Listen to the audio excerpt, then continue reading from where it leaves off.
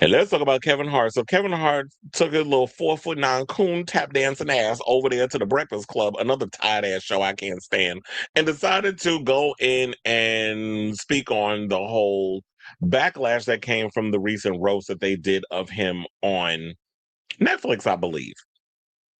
So Charlemagne and them, you know, had their little opinions, excuse me, on the matter. And so let's get into her.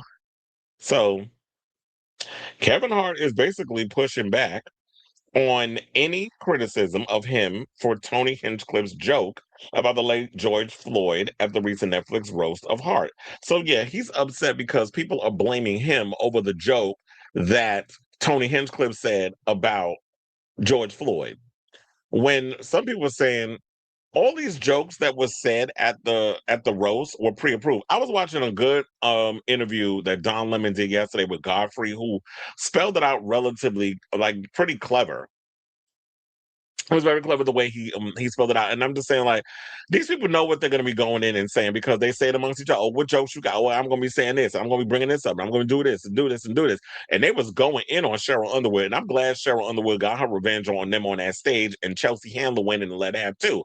Which I did hear that when Chelsea went and started going in on Tony in a recent interview, he went and did a recent interview as well, and I saw that he had clapped back at her and I didn't care to even read what he had to say because one thing about Tony Hinchcliffe, his ass is not funny. I worked enough of his shows at the Garden. He is not funny. Now, when he does his Kill Tony podcast, at which he's going to be doing 2 nights in August, I'm going to make sure I'm a black out them days because I don't want to work that shit.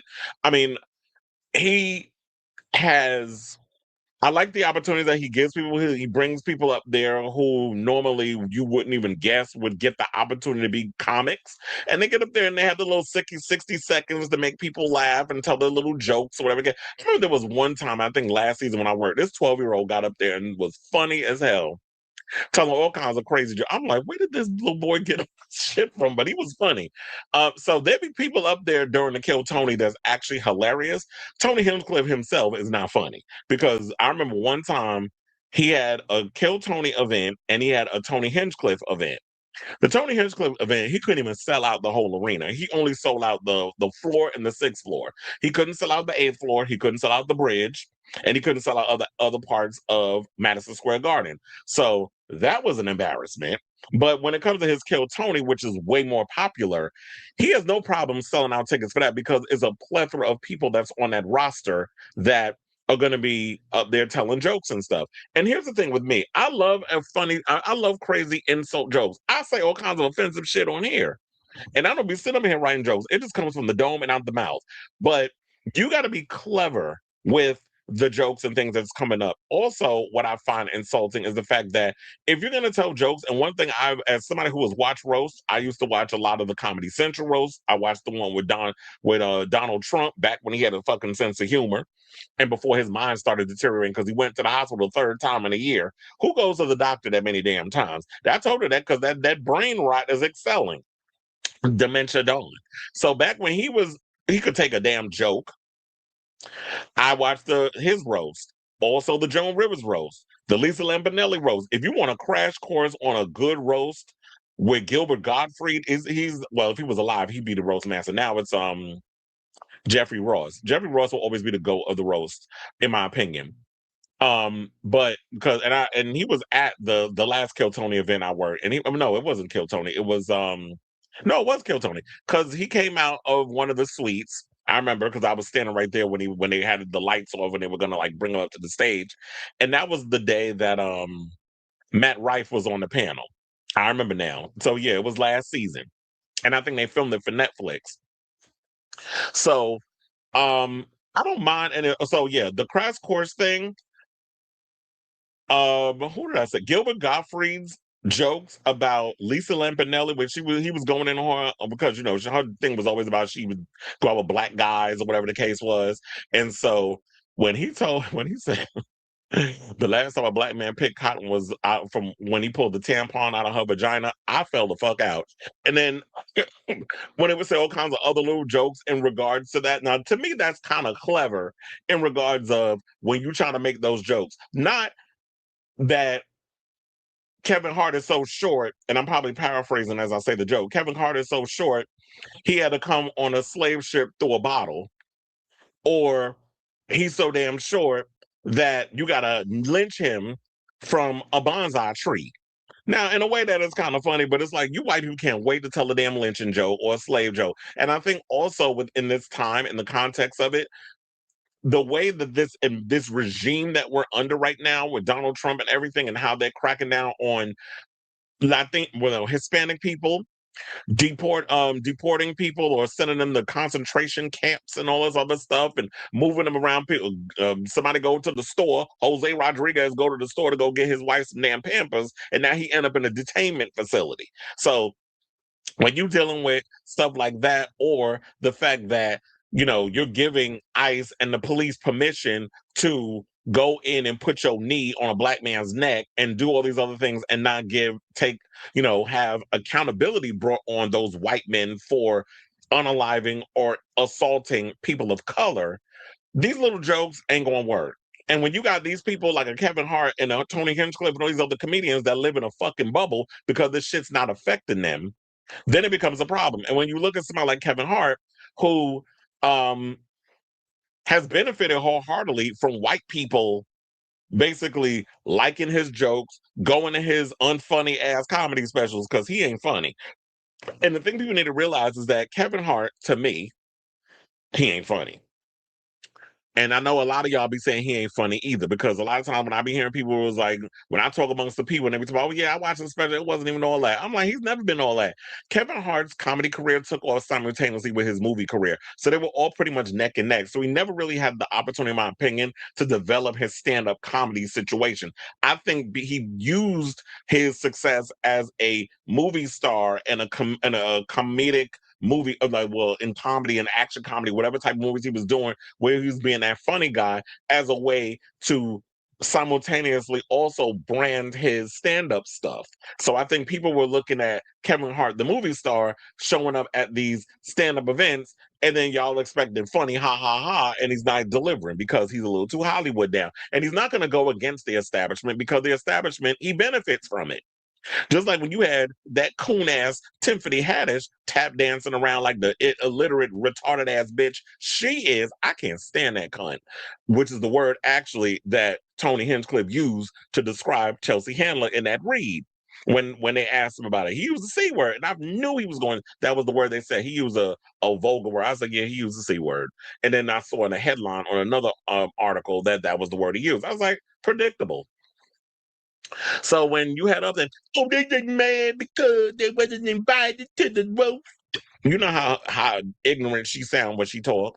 And I know you're gonna be loyal to him, because when your ass was running around living out of your car and being homeless, Kevin Hart helped you. So you're not gonna go against the man that helped launch your career and get you out of poverty. So we know how that whole shit worked, but just be upfront and real with your shit. And shout out to them young men over there that do the Jam podcast. They went in on that whole situation. So they did a whole discourse on the whole roast. Definitely check that out on their YouTube channel. And they went in on Tiffany Haddish too. I saw that maybe like a week ago. And I'm sure now with this whole thing with Kevin Hart, we're going to see more discourses from people online regarding it. I haven't seen any yet, so I'm just responding to my own feelings on this whole situation. So with all that being said, because I just knew I was going to try to wait until after the fact, but when the brain start going, I just go with the brain. My thought process just tells me to go, and I just go along with it. So yeah, he pushed back in the whole situation. And yeah, the George Floyd thing, I say this, at the end of the day, the joke should have been about the people in the room. What the fuck did George Floyd have to do with anything going on in this roast? But and y'all wanted George Floyd people, or black people, to just put up with it, tolerate it.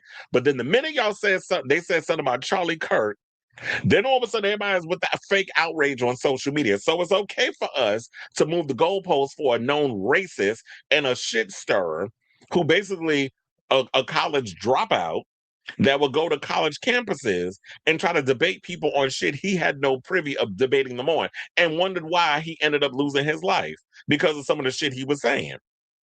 But so you bring that up, y'all get mad when it comes to talk about a racist, but when you actually dealing with somebody who was killed by a cop, we supposed to just take it. And I love the fact that Black people are pushing back on this because we're saying, like, you know what? For a long time, Black people have been taught to not have any kind of self-respect for themselves. And so now we're demanding it. Y'all want to catch a fucking attitude? Well, suck my dick from the back. How about that? So now, in a night full of wild NSFW jabs, we'll get into the rest of the article now that I've gone through my rant. So they say Hinchcliffe took aim at Floyd, who was unalived by a Minneapolis police officer in 2020, an incident that sparked an international movement against police violence under the Black Lives Matter banner. After previously making a Floyd joke at the 2024 roast of Tom Brady, Hinchcliffe returned to the topic by saying to Hart, "The Black community is so proud of you. Right now, George Floyd is looking up at us all laughing so hard that he can't breathe." And that's the funny thing about him, too, is that you're regurgitating same old jokes that you told at a previous thing, but now, I got to tell the George Floyd joke again. So I'm going to just remix it. So now the backlash, of course, happened, including from Floyd's family, which people were pissing me off because they're like, "Oh, it's just jokes." Well, tell that to George Floyd's 12-year-old daughter, who has been enduring a lot of bullying at school. It was just jokes. Take it. Yeah, I mean, it's not going to affect you. I mean, after all, this girl has to live with the trauma of seeing her father dying on the internet and living with that trauma for the rest of her life. I don't know if she's in therapy, but it's not going to affect you. So why would you be mad, right? But no, it's just jokes. It's, there's a fine line with that. So yeah, Kevin did respond, and hold on, because I do have the clip, courtesy of the Neighborhood Talk, and we're gonna watch that clip, and we're gonna come back, and we're gonna talk about the midget. Please hold.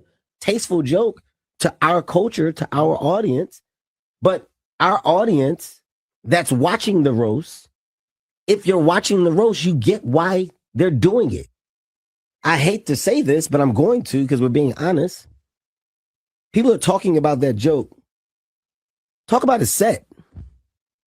Tony Hinchcliffe arguably had the best set, or one of the best sets, between Tony and Cheryl, and I would say Naeem.